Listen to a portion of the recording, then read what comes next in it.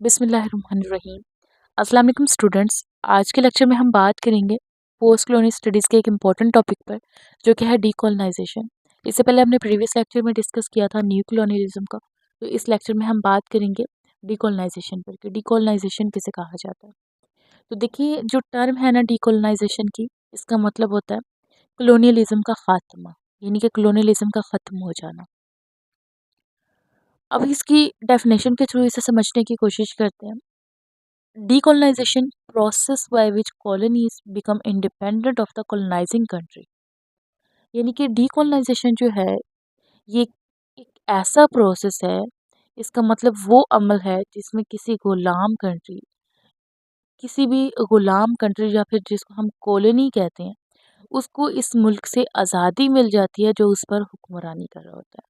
यानी कि कॉलोनाइजर से उसको आज़ादी मिल जाती है, तो इसे कहते हैं डीकोलोनाइजेशन।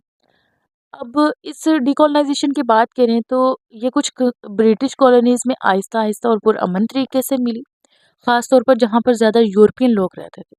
लेकिन कुछ जगह ऐसी भी थी जहाँ पर ये आज़ादी तशद्दुद और जंग के ज़रिए से मिली, जहाँ पर नेशनलिज्म यानी कौमी जज्बे ने लोकल लोगों को बगावत पर उकसा दिया था। यानी लोग वहाँ पे बगावत करने लगे थे और अपने लिए आवाज़ उठाने लगे थे, और उन्होंने जंग के ज़रिए से अपने दुश्मनों को वहाँ से भगाया और उन्होंने आज़ादी हासिल की। अब होता यूँ है कि वर्ल्ड वॉर 2 के बाद यूरोपियन कंट्रीज़ के पास इतना पैसा और पॉलिटिकल सपोर्ट नहीं रही कि वो दूर दराज कॉलोनीज़ में होने वाली बगावतों को दबा सकें। पहले तो वो लोगों को अप्रेस करते थे, लोगों पर दबाव डालते थे, उनको प्रेशराइज़ करते थे और उनको आवाज़ उठाने से रोक सकते थे। यानी वो उनकी बगावतों को दबा सकते थे, लेकिन अब उनकी ऐसी कंडीशन नहीं थी कि वो उन लोगों की आवाज़ को रोक सकें। इन यूरोपियन कंट्रीज़ को अमेरिका और सोवियत यूनियन जैसी न्यू सुपर की मुखालफत का भी सामना था, क्योंकि दोनों कॉलोनियलिज्म के खिलाफ थे। तो अब हम बात कर लेते हैं कुछ ऐसी कॉलोनाइज्ड कंट्रीज़ की जिन्होंने आज़ादी हासिल की, यानी कि डीकोलोनाइजेशन के बारे में हम बात करते हैं। अब देखें, जो कोरिया है उसने 1945 में आज़ादी उसने हासिल की, यानी जापान की शिकस्त के बाद आज़ाद हुआ वो। फिलीपींस हैं, उन्होंने 1946 में आज़ादी हासिल की। इंडिया वालों ने 1947 में ब्रिटेन ने उसको छोड़ा था ना।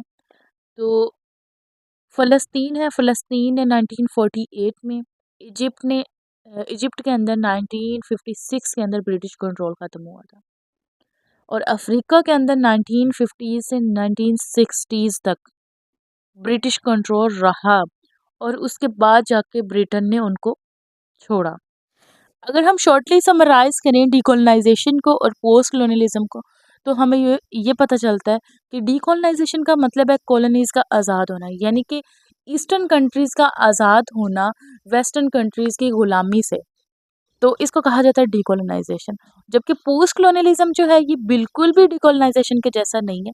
पोस्ट कॉलोनियलिज्म का मतलब है आज़ादी के बाद का दौर, यानी कि उनको फ्रीडम मिली और फ्रीडम के बाद में उनको किस किस्म के मुश्किलात का सामना करना पड़ा, किस तरह के प्रॉब्लम्स उनको फेस करना पड़े आज़ादी के बाद भी।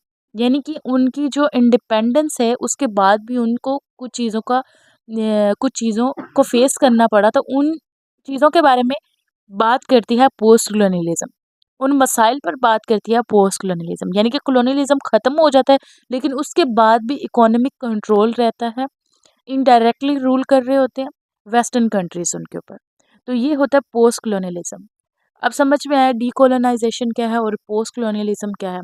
डीकोलोनाइजेशन कॉलोनीज़ का आज़ाद होना, और पोस्ट कॉलोनियलिज्म आज़ादी के बाद का दौर, आज़ादी के बाद का टाइम पीरियड, आज़ादी के बाद के मसाइल। तो आज के लेक्चर में बस इतना ही। उम्मीद करती हूँ कि आपको अच्छे से समझ में आया होगा। अगर कोई भी क्वेश्चन हो तो ज़रूर पूछिएगा। मिलते हैं नेक्स्ट वीडियो में, तब तक के लिए अपना बहुत सारा ख्याल रखिएगा। अगर वीडियो अच्छी लगी हो तो वीडियो को लाइक कीजिएगा, चैनल को सब्सक्राइब कीजिएगा। अल्लाह हाफिज़।